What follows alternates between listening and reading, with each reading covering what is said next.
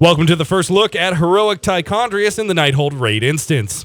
Tychondrius is a two-phase fight, but has a slight variance to phase 1 after you deal with the second phase multiple times, which we'll cover later on.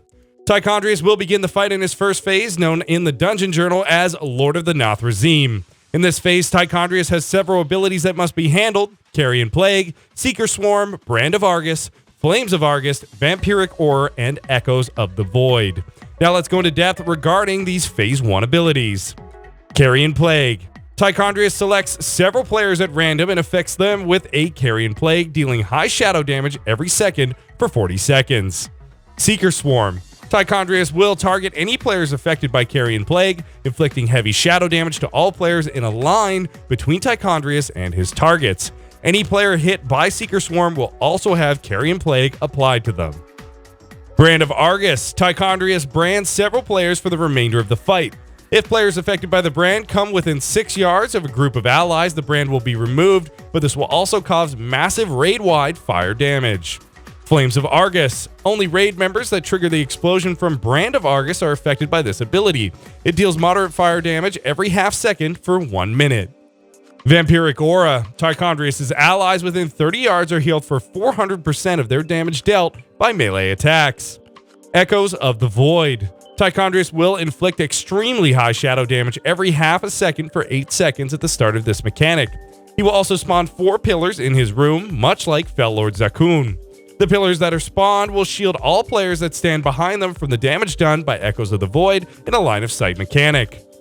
Feast of Blood. This is a tank-only mechanic that increases physical damage taken by 15% and also causes 3 tainted bloods to spawn. The bloods fixate to the target, and this also increases the effects of Vampiric Aura by 300%. You should keep the boss position where he's standing where you enter his encounter room, and the raid should also spread out in an arc near the entrance as well. When the tanks are forced to swap to deal with Feast of Blood, the debuff tank should make his way to the entrance of the room. This is to outrange Tychondrius' Vampiric Aura. If you do have a tank with a leap speed boost, this also gives your raid plenty of time to stun the tainted bloods, which will allow your raid to gain free cleave damage onto the adds and Tychondrius. These bloods should of course be killed as soon as possible. It's purely up to the discretion of your healers on how quickly your raid should handle Brand of Argus, while also dealing with Carrion Plague. The majority of phase 1 is a coordination and healing check for your healers. Phase 2, Shadow of Terror. This phase is quite quick. Tychondrius will become unattackable, dissolving into bats, sending players into a shadow realm called the Illusionary Night for 30 seconds. 2 main things happen in this phase. First, Tychondrius will summon adds called Phantasmal Bloodfangs throughout the duration of the phase. Second, Tychondrius will make an appearance in the illusion. When he does, he leaves behind a green line that will deal heavy shadow damage and stun all players caught in it for 3 seconds. Now it's worth noting that when Phantasmal Bloodfangs are slayed, an Essence of Night is left behind. These can be picked up by the player by running over it. It will increase all damage and healing done by 30% while in the illusion. This ability also increases mana regeneration by 2%. When you depart the Illusionary Night, the buff will persist for 30 seconds.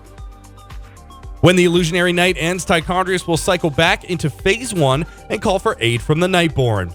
This is the first of the 2 add variants in the encounter. 3 adds will enter the encounter, which must be picked up by the tanks, 2 Fellsworn Spell Guards, and 1 Nightborn Wizard. The Fellsworn Spell Guards have 2 abilities. Rapid Persist. The Spell Guard's movement speed is increased by 15% for the remainder of the fight. This effect stacks.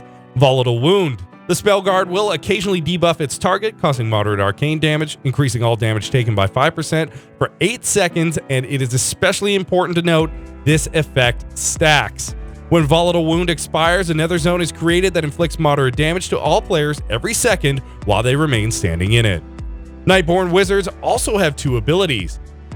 Temporal Orb. The wizard summons an orb that moves out from the caster. It does a decent amount of arcane damage over 0.3 seconds to all players it passes through. Blast Nova. The wizard will unleash a wave of energy that inflicts heavy arcane damage to all players within 12 yards. These adds should immediately be picked up by whichever tank is not currently on Tychondrius. As soon as these adds are being tanked, they are of the highest priority in the fight and should be killed immediately. After they're killed, phase 1 continues as normal. The second time the raid exits the Illusionary Knight, Tychondrius will again call for aid, only this time he'll call upon the forces of the Burning Legion. He'll cause 2 new adds to enter the fight, and they also take immediate priority. They're called Wrathguard Dreadblades and Sightless Watchers. Much like the Nightborn earlier in this fight, there will be 3 adds in total. The Wrathguard Dreadblades have one ability, Fellstorm. The Dreadblade will charge to a random player's location and instantly attack all players within 8 yards for 8 seconds, inflicting moderate fire damage. Sightless Watchers have 2 mechanics, Burning Soul and Ring of Shadows. Burning Soul will only target healers with this ability. It causes moderate fire damage and burns mana every second for 30 seconds, and the effect is dispellable. But doing so will cause the healer to do a large amount of fire damage to all players within 8 yards. Ring of Shadows encircles the caster in a Ring of Souls that inflicts shadow damage to all players within 20 yards every half a second. To the best of our knowledge, Tychondrius will not enter into the Illusionary Knight for a 3rd time and could possibly enrage sometime after this. We'll go over a quick recap before we wrap up the video here. There's been a lot of information to absorb, as well as many mechanics and phases. You should begin the fight with your raid spread out in an arc around the entrance of Tychondrius' room. You should tank the boss right where he spawns. When the tank is debuffed with Feast of Blood, the tank should run out of range of the boss, typical to the entrance of the room, while the ranged nuke the Tainted Bloods. Healers keep an eye out on players for Carrion Plague, and everyone should hide behind the pillar spawn during Echoes of the Void. We hope you've enjoyed this guide brought to you by Icy Veins, and as always, we wish you the best of luck in your raiding endeavors. If you like this video, feel free to check out our other guides and remember to subscribe in order to stay updated on all of our newest releases. And you can find all relevant information in the description below.